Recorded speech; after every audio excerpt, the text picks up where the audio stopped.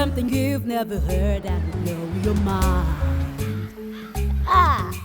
Once upon a time, I told you stories from Africa. Fun enough to make you laugh. Bright enough to light your day. Super lessons you learn from it, and it makes you go.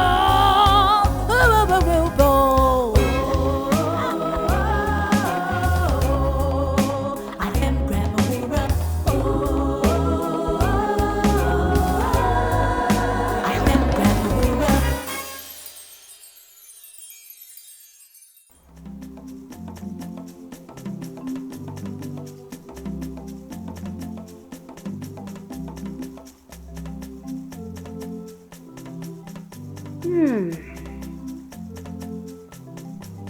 Fried bean balls, called akara in the Yoruba language, can be eaten with pap, as a sandwich in between your bread, can be taken with custard, and can be eaten as a snack alone. Welcome, children, to Grandma Wura's Story Hut, where my stories give you wings and fly you on an African adventure. Today's story is titled Adio, Awero Alakara, which simply means child to one who prepares akara, and most of the time sells them for a living. Once upon a time, there lived a young orphan by the name Adio, who lived in Ayanmo village. Adio's parents had died in a fire during a war in Ayanmo village. And Awero Alakara had adopted him since she had no children of her own.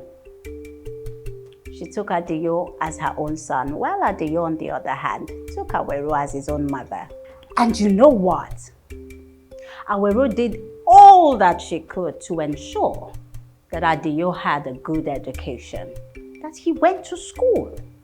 But Adio, on the other hand, was quite a dutiful boy, as every morning he would follow his mother, Awero, to the market square and help her to set up for her business, where she was going to fry her akara and sell to people. Everybody in the village loved Awero's akara.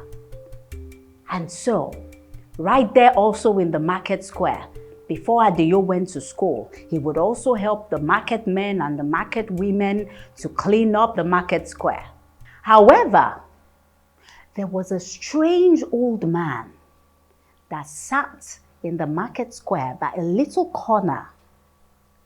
He was always the first to get to the market square and the last to leave. So no one saw him arrive and no one saw him leave.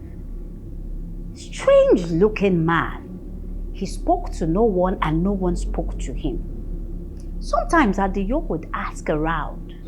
He got so curious about this man, and he would ask the villagers, "Who do you think this man is?" And the market men and women would say, "Well, he is probably one of the ancestors that has come to be in our midst." Some would say, he is a vagabond. Some said he was a thief. You know, so many people had all sorts of things to say about this strange old man, and they called him Strange One. But Adio would think to himself, after all of this report, no matter how strange this man is, he must get hungry and get thirsty at least. And so Adio decided every day that he would always place a guard of water and a little bit of his lunch, akara, which his mother always gave to him to school. In school, Adio was just as dutiful as well. He helped his classmates and others who needed his help. He also would help his teacher whenever he needed an assistant to help him out. He was just at everybody's service. Adio also had a best friend called Korede. Korede was very wise, but he was blind in both eyes. However, his wisdom was so great that even the old would come to him for advice. One day, while Adio came to Korede, he announced to Korede that he had decided that he wanted to finally find out who Strange One truly was. Baba, as Adio would always call him as well. But Korede warned him and said, "It is not right, Adio, for us to follow strangers or get too close to them." But Adio decided that he was going to do it nevertheless. Korede, on the other hand, thought that he would need to protect his friend, and so decided he would accompany him on this quest.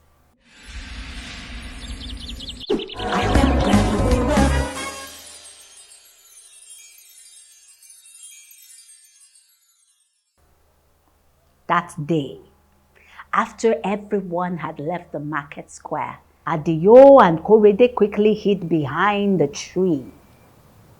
The moment Strange One got to his feet, they went after him. Sometimes Strange One perceived that he was being followed, and so he would stop and look behind. But the boys would immediately hide themselves. This went on for a while. The further Adio went after the Strange One, the more he became thoughtful in his heart about his friend Korede and how that he must be putting his friend in danger. Then he relented and decided that he needed to return home. And that he did. The very next day, when they got to the market square that morning, Strange One was nowhere to be found. Adio panicked as he asked from one market man or woman to the other if they had seen Baba, Strange One. And they said, "No, we haven't seen him. Good riddance." We couldn't be bothered anyway. But Adio was very, very concerned. At this point, they heard music from afar. The music was coming from a particular direction.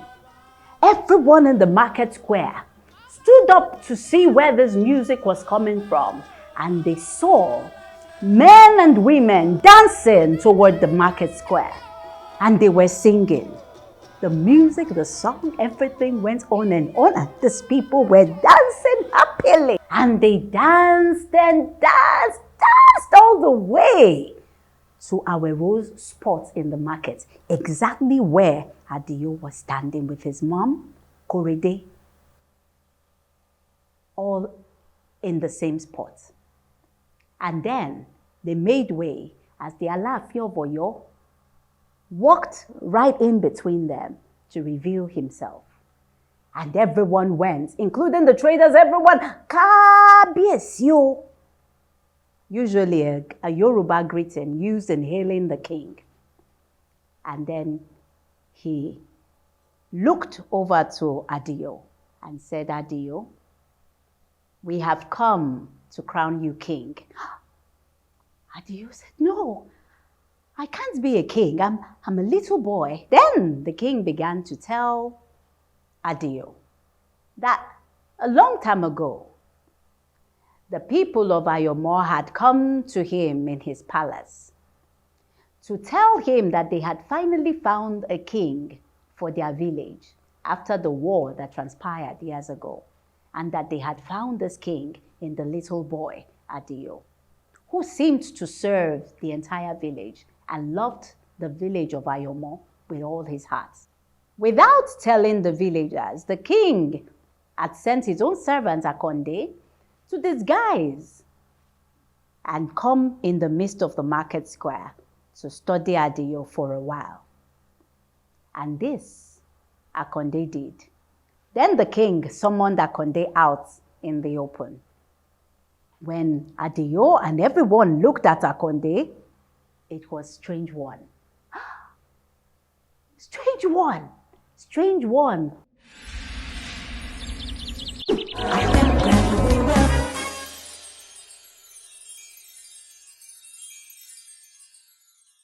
Was the king's servant that had been sent to disguise himself.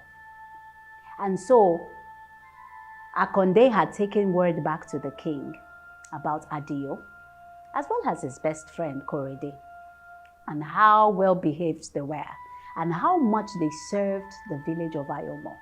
Adio announced to everyone that he was really grateful for the opportunity to be king, but that he had bigger plans to improve Ayanmo village with electricity, with schools, with medical facilities, and so on. And that in order for him to do this, he had to go to school and get proper education.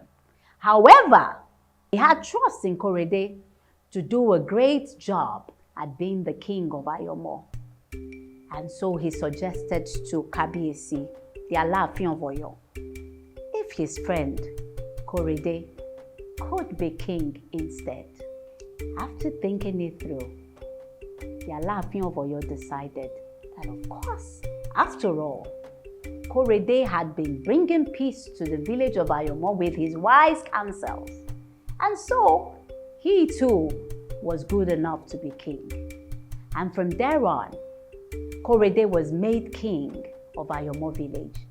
He also made one of the best kings that ever ruled in the western part of Nigeria.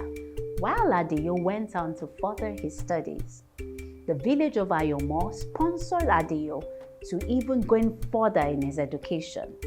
And Adio kept to his promise by coming back to Ayanmo village to ensure they had electricity, they had good schools, they had water, they had the best medical facilities, and so on. The end. I hope you learned a thing or two from today's story. But not to worry, there is always one more story for another day.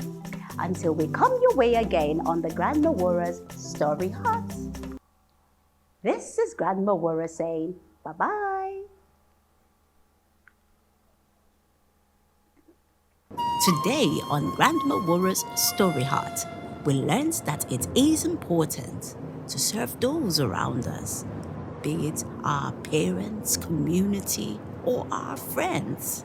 We also learned that it is important to be compassionate towards others and be loyal to our friends, like Adio. It is important that we have a heart that is always willing to do good to those around us, no matter their status or physical challenges. Discuss more of the other lessons you learned today with your parents or guardians. You can reach me at Grandma Wara on Facebook and Instagram with the supervision of an adult. Also visit www.proudafricanroots.com to get your own copy of the Grandma Wara Story Hut ebook.